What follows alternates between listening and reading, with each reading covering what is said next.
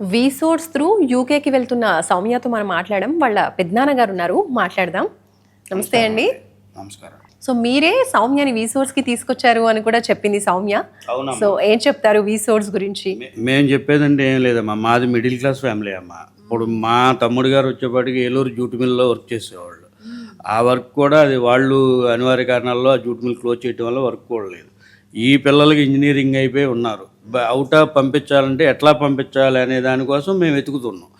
అప్పుడు మేము యూట్యూబ్ ద్వారా చూడగానే వీసోర్స్ వారి ఇంటర్వ్యూ చూసి మేము దానికి ఇన్స్పైర్ అయ్యి వచ్చి సార్ని కలిసి వారి ద్వారా ప్రొసీడింగ్స్ చేస్తున్నాం. సో ఎలా అనిపించింది వీళ్ళ సర్వీస్ కావచ్చు, మీకు స్టార్టింగ్ నుంచి కూడా లోన్ ప్రాసెస్ వీటన్నిటిలో ఎలాంటి హెల్ప్? మాకు ఆమోదకరంగా ఉందమ్మా. మాకు ఏమీ తెలియకుండా మేము వీళ్ళ నమ్మి వీళ్ళ దగ్గరికి వచ్చాము. తేజ సార్ కానీ మిగిలిన వాళ్ళు కానీ బ్యాంక్ స్టాఫ్ కానీ ఎవరైనా సరే మాకు తెలియంది ఇట్లా మీరు ప్రొసీడింగ్స్ అవ్వండి అని చెప్పి వాళ్ళు మమ్మల్ని మొబిలైజ్ చేసి ఆ లోన్ ఫండింగ్స్ కానీ మిగిలిన కానీ ఏదైనా కానీ వాళ్ళు మాకు చెప్పి చేయిస్తున్నారు.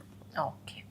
సో ఇలాగే మీలాగా పేరెంట్స్ ఎంకరేజ్ చేసేటువంటి స్టూడెంట్స్కి, స్టూడెంట్ అబ్రాడ్కి వెళ్ళాలి అనుకున్న వాళ్ళకి వీసోర్స్ గురించి ఏం చెప్తారు? మేమైతే వీసోర్స్ వారు ఇచ్చే సర్వీసు చాలా బాగుంది. ఎందుకనంటే మిడిల్ క్లాసులో పిల్లల్ని బీటెక్ వరకు చదివించి కూడా అవుట్ ఆఫ్ పంపించడానికి మా దగ్గర స్తోమత లేదు అనుకునే పేరెంట్స్కి వీళ్ళు ఒక స్టాండ్ మెట్టు లాంటిది.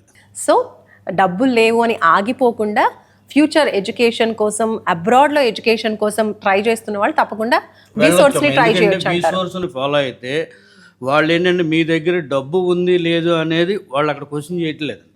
మీకు ఫండింగ్ లేదు, మేము బ్యాంక్ లోన్ ఇప్పిస్తాం, వెళ్ళండి చదువుకోండి, అక్కడ స్థిరపడండి, ఆ లోన్ కట్టుకోండి.